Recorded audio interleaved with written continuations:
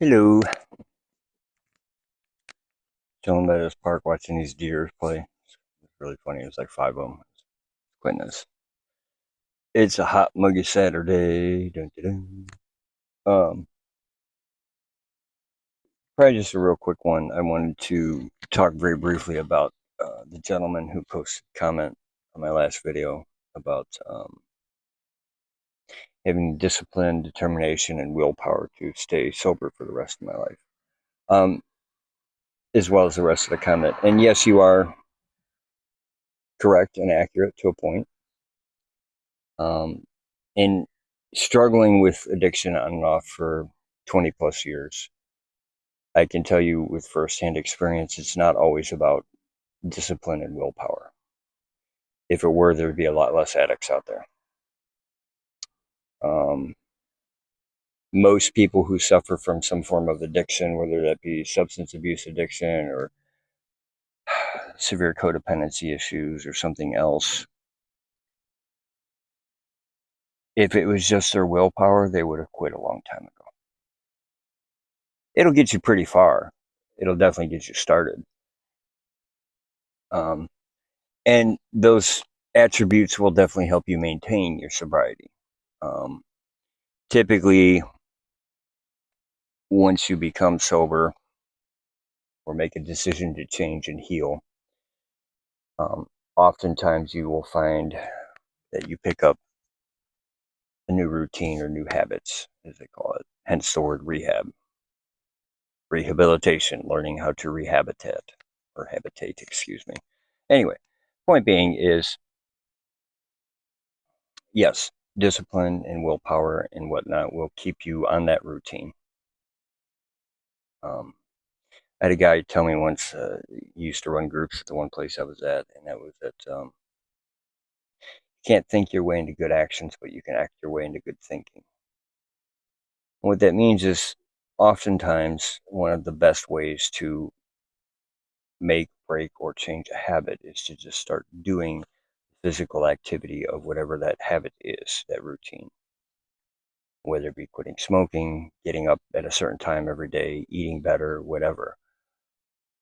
And usually, in my experience, and as a lot of literature will tell you, after 3 to 6 weeks, depending upon how drastic of a change it is, um, mentally you will just pick up this habit. Um, when it comes to addiction,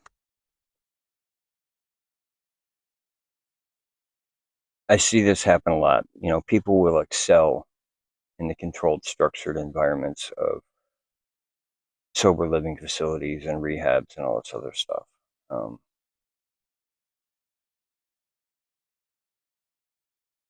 because there's a lot of things they don't have to think about.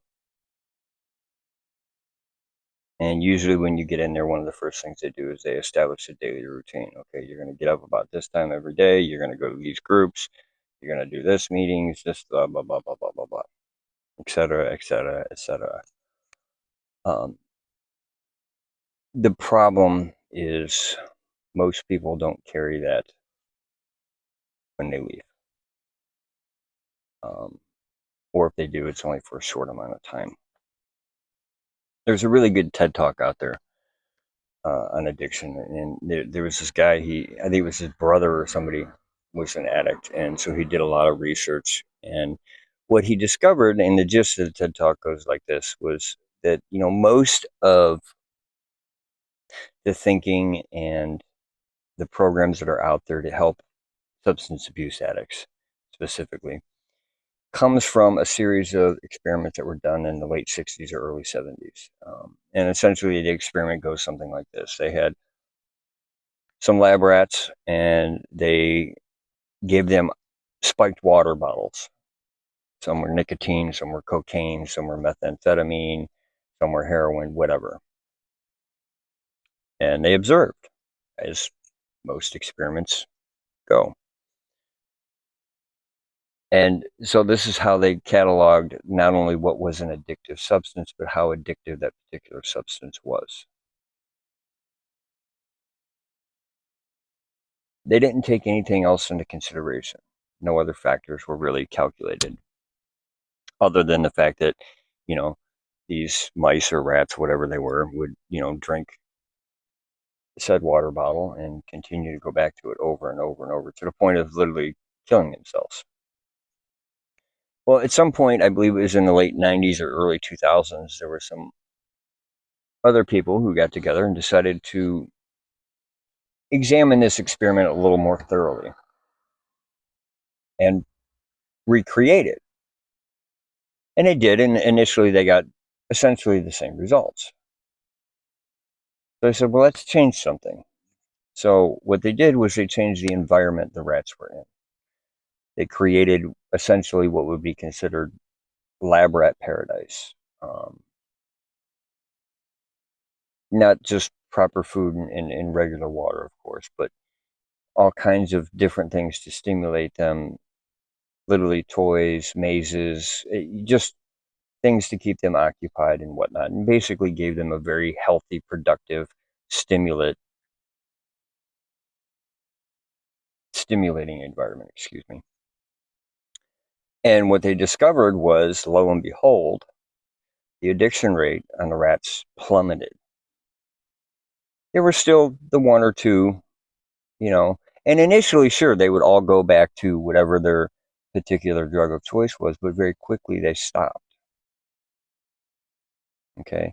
And this goes back to my video about the difference between boredom and fulfillment. Okay.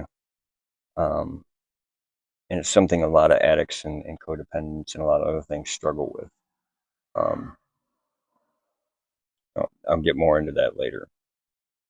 So while, discipline and willpower and whatnot are definitely key factors in not only getting to the point where you make the decision that you want to become sober and you want to change and you want to heal, and they will get you pretty far.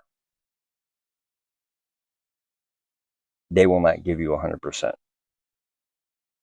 At some point, you will reach a point where what we call you'll be white knuckling it. And I've seen people like this many, many times. I've seen guys with 20, 30 years of sobriety under their belt. Angry, miserable, unhappy people because they haven't actually fixed that internal problem, fixed that internal healing. And yeah, they're doing it on sheer willpower. It'll get you pretty far, and they have the discipline and the will to continue to do whatever routine it is that is keeping them from going back to drinking or doing cocaine or drugs or whatever. I know I shouldn't explicitly list substances on here. I don't want to get banned. But so yeah, those things can get you pretty far. They really can.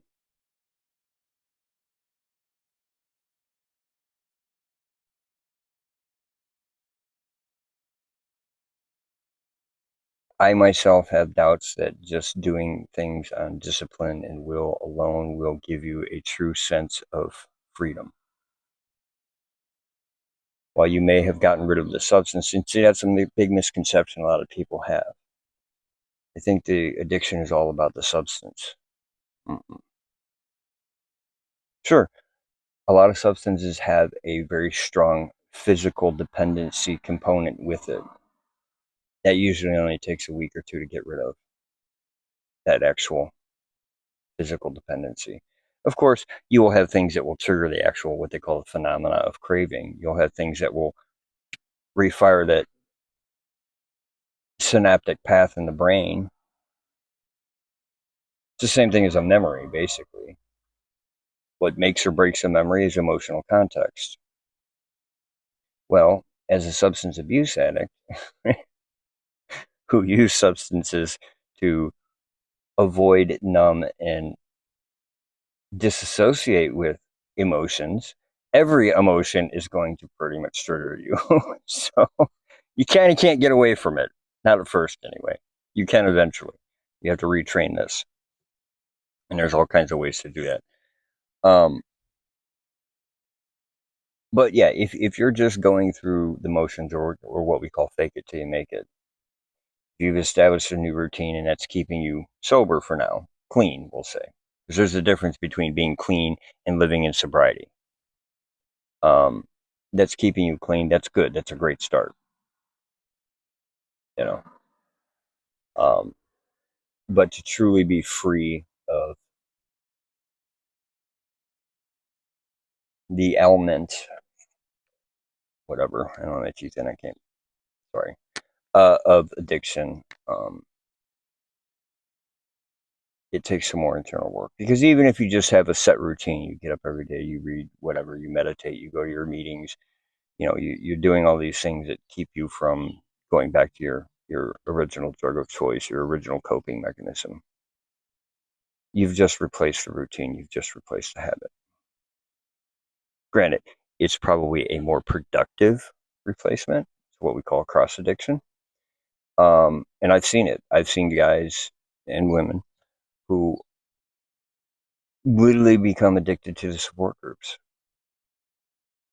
You know, who if they miss one or two meetings a week, they're all out of sorts.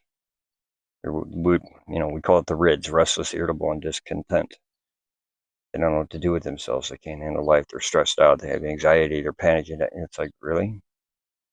Like, and don't get me wrong. The bottom line is, people always make time for what's important to them. And I get it. Life happens. You get sick, car breaks down. Whatever. Things happen. And that's my point. When you're truly living in sobriety, yes, you will have a routine. And that's where the self-discipline and willpower do come into play. Not to mention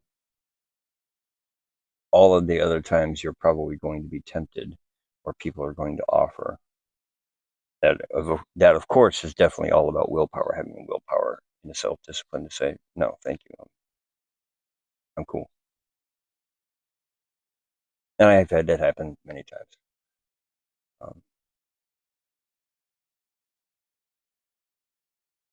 So yeah, you are correct in the fact that those virtues, we'll call them, will get you pretty far. It won't get you 100% of the way, though. Not in my experience. And I'm not trying to put that down at all. This is not a negative thing. It's actually a positive message.